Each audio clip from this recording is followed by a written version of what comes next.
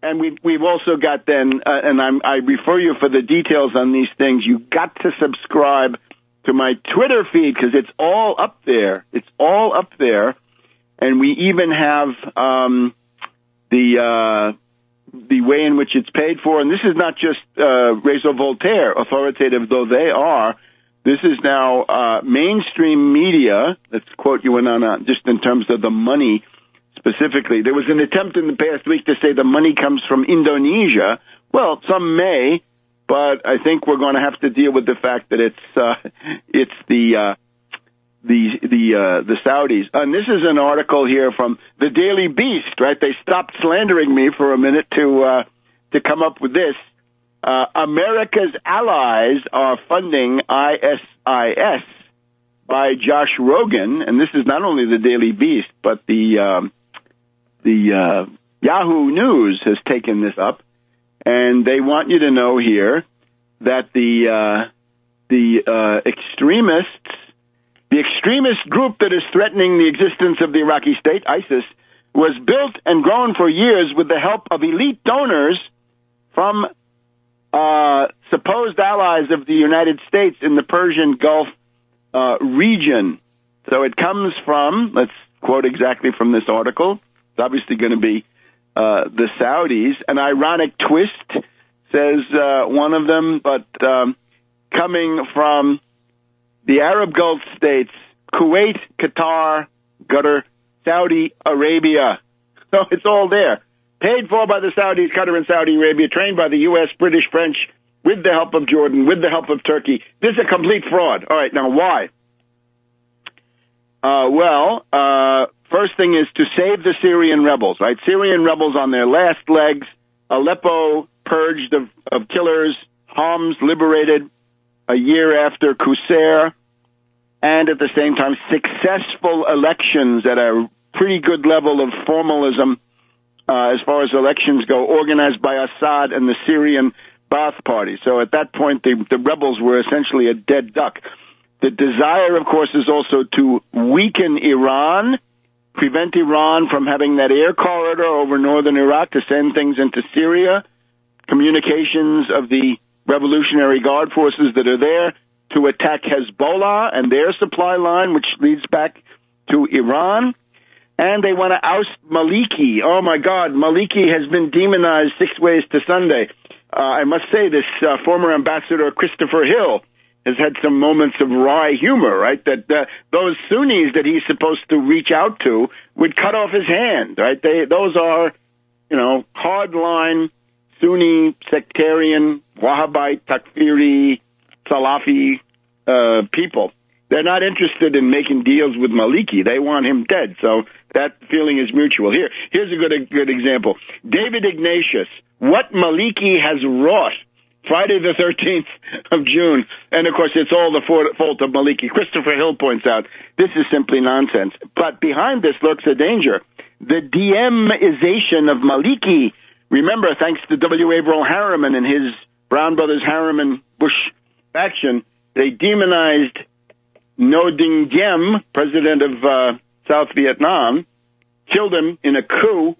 And after that, the situation was irretrievable. That was the loss of the Vietnam War about 10 days before Kennedy himself was assassinated. This is now going on with Maliki. Interesting that this morning, Vladimir Putin, speaking from the Kremlin, has offered the full support of Russia to Maliki.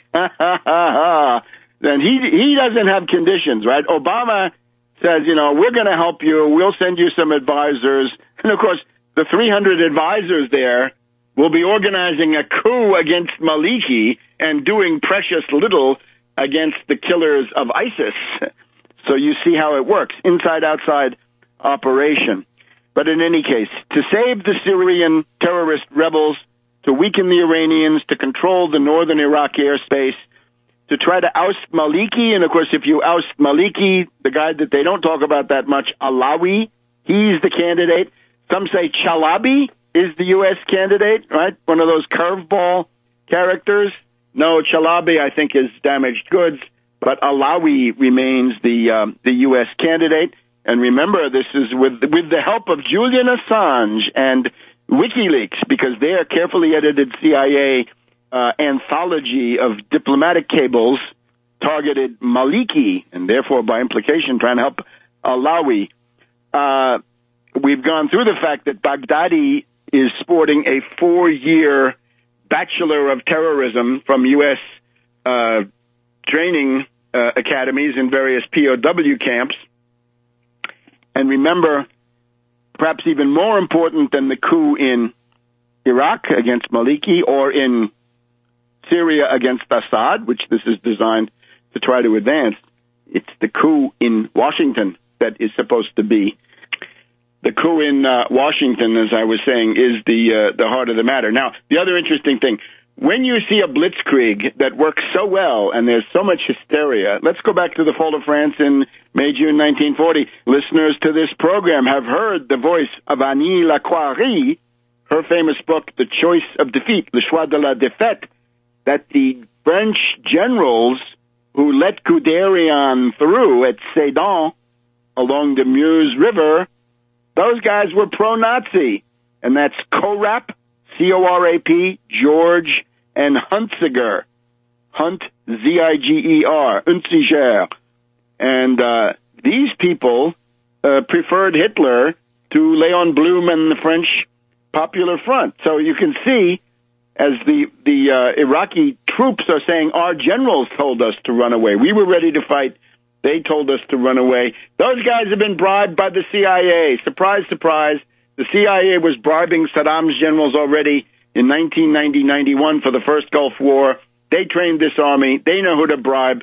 This whole thing, in that sense, is a dog and pony show. But as the comparison to May, June 1940 and the fall of France goes, even a dog and pony show can lead to historical tragedies on a huge level, right? The fall of the French Third Republic and the erection of the Vichy fascist regime as a result. And in those days, remember, it was the Cagoule at the lower level, right, like the P2 Lodge, and at the upper level, the Synarchy.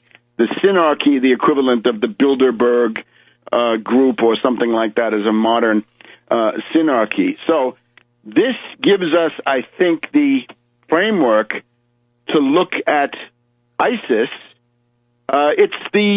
It's the right wing. If you're looking at it from Saudi Arabia, the left wing is the Islamic Front and Nusra and others attacking in Syria, or by now trying to defend in Syria, trying to hang on in Syria. And the right wing is where you've decided to escalate this war and expand the war. They've chosen a wider war.